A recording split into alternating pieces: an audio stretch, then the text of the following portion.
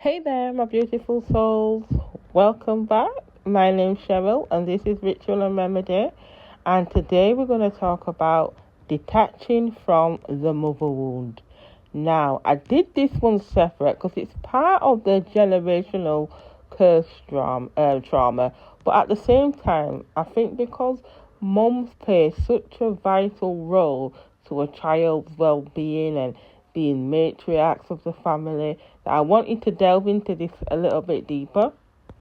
Now, for most of us, your mum is supposed to be like your first true love, the one that loves you, defends you, protects you over everything. And growing up, one of the main things I remember hearing is honor thy mother and thy father.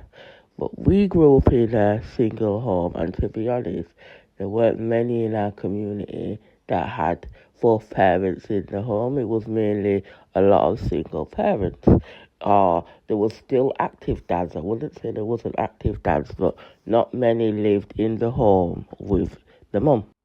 And one of the main lessons I was taught was you must honour your mum, you must look for your mum, you must always listen to what your mum says, your mum, your mum, your mum. And I was like, that's fine because I'm a respectful person.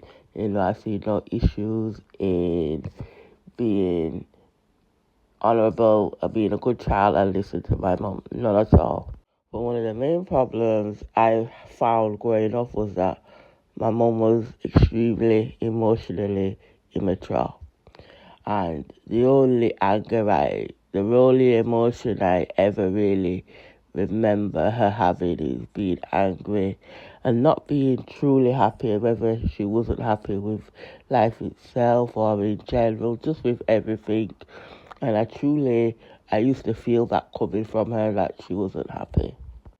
And even as a child, I had enough empathy to know that, oh, my mum's really going through it. I could just feel that from her. But unfortunately for me, that then put me into a state of like survival mode and being hyper independent and hyper aware of her feelings so that I can navigate through her moods, and then my feelings of feeling like, oh, I failed because I haven't been able to get her to be happy, to treat me how I want to be treated. So that caused a lot of conflict within myself. And because I'm a child myself, I don't know how to deal with these big emotions and this feeling of inferiority. That feeling that, I'm not the same, I don't quite match up, I've failed. So what do you do when you're a kid? You push it down. You push it down further because you don't know how to deal with all this stuff. No one teaches you about boundaries and saying, no, you matter. No one was building me up like that. It was just, you should already know. You're supposed to know that. At your age, you're supposed to do this. At your age, you're supposed to do that. So you just go and do.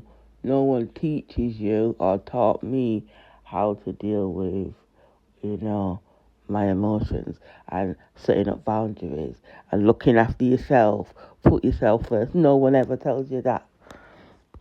And even worse is you are expected to function at high capacity no matter what. You're meant to be polite, you're meant to do as I say. You've got a child, you're meant to do it. No questions asked, no relaxed days, no I need a moment for myself. No, totally not gonna happen. And I remember getting to the ages of like 27, 28, and I just got exhausted. I could not continue anymore. And that's literally when I said, I can't do this anymore, is when everything just started to crumble. And looking back, I can see that everything was crumbling because I didn't have a stable foundation. And the tools that I had been given to build upon and to go through life wasn't decent enough for me to build on. And by this point, I started to become really angry, really emotional, but not knowing how to deal with it, I just really kind of took it out with my mum. And I remember I stopped talking to her, it was falling out, she'd gone too far, and instead of just sitting there and taking it, I was just like, yeah, I'm out. And I was still living with her at the time. And that was it, I was gone. And I didn't see her, and I didn't speak to her for about 4 or 5 years, because you must remember, I have no idea how to talk about things and say, this is what's upset me, that's what's upset me. It was just a load of anger, and I was just like, I don't even want to talk to you, I don't even care. Because I couldn't build, I didn't have no tools whatsoever. So it just kind of went back full circle, back onto her. So what I've realised is, on my healing journey, while I was looking back at my childhood and why things happen and why I am the way I am, one of the things I've done is had tarot readings done, and I've always wondered what was the issue with my mum, like why was she the way she was, and it just came to the overall consensus is that she just didn't know how to deal. She was overwhelmed with her own situation and had her own childhood issues that she weren't dealing with, and having a child like me that I didn't really conform, which I'm not one of them that just goes along with the program. And, I was always asking questions, and I just had a different type of energy, and she just really couldn't deal with that. So, yeah, I've just had to kind of accept that and take from it what I can and just move on. So the main thing I want to say to my fellow women is, I know it's hard, and I know the environment we're in today isn't conducive to, thriving and being the best that we can be. But all of this distraction is just noise. When you use your inner power, your strength and resilience in the right way in your home, keep showing up for your kids. It really does make a difference. And your sacrifice, it doesn't go unnoticed. You will be rewarded. I see so many stories in the media of children going through so much just because the main parent couldn't be alone, so she's had to have relationships to fill that void. Instead of filling that void with relationships, with drinking, with going out, do better, make different choices, and I promise you, you won't regret it. Now, as a woman, I know all too well the damage and the harm the mother wound can cause in us girls, in us females.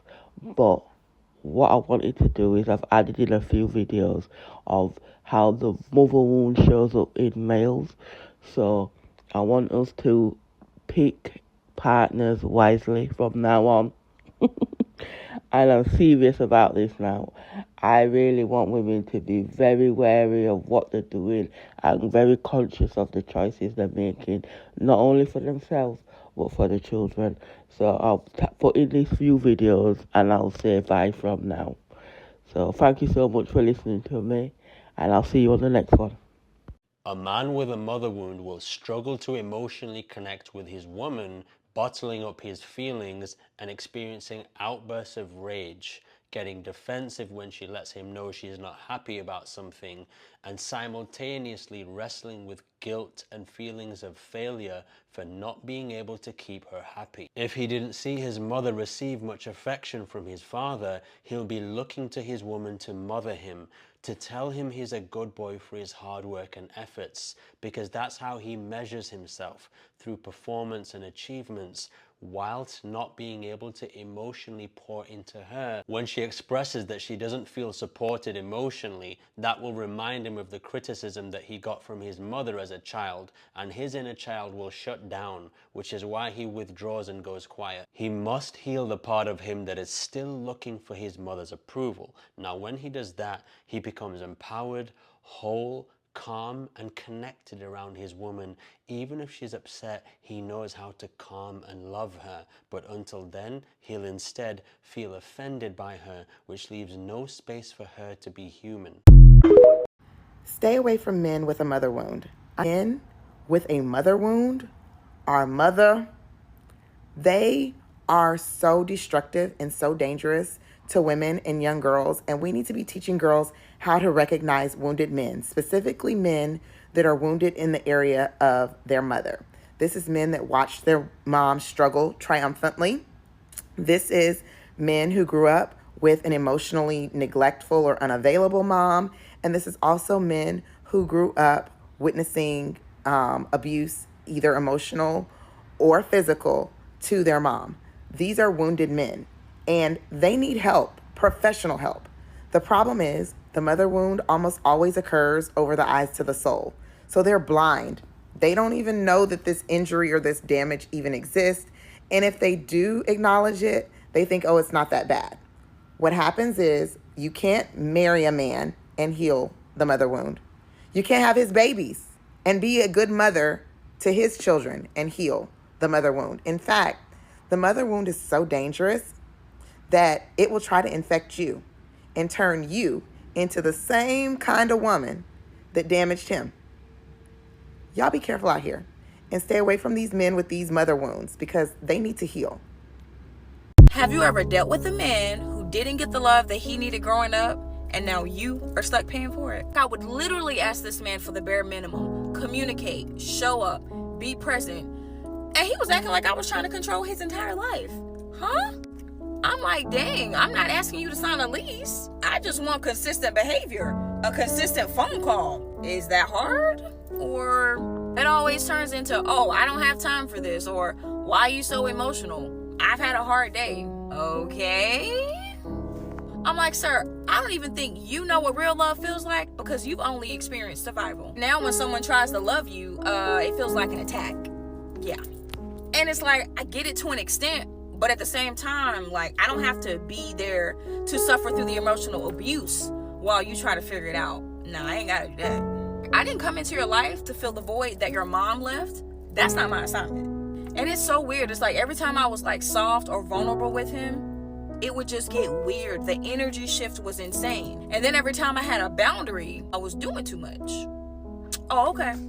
And meanwhile, I'm just like, hello, I'm the only one who listens to you. I'm the only one who's here for you. I'm the only one to ask how you're really doing. For real?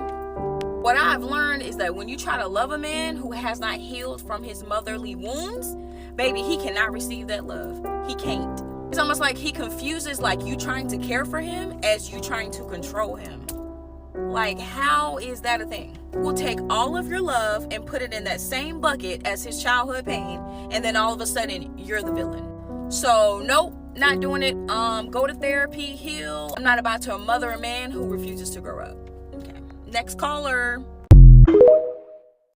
There's a mother wound that shows up quite often with people, and it sounds like I don't measure up enough to be loved by you. So what do? You try harder. You stretch yourself more. You give a little more. You stretch yourself to the point to where you are almost invisible. You give so much, you sacrifice so much, including your dignity sometimes. And you do this just so you can feel like someone will keep you, someone will stay, that someone will finally love you. You start believing that love has to be earned and you have to prove your worth. So then you become the overachiever, the fixer, the peacemaker, the peacekeeper. And you start to believe that if I do this, maybe it'll make them stay. Can I tell you something, baby? That's a trap. You're not trying to win their love. You're trying to heal the part of you that never believed that you were enough for hers. And until you heal that mother wound, you'll keep playing mind games.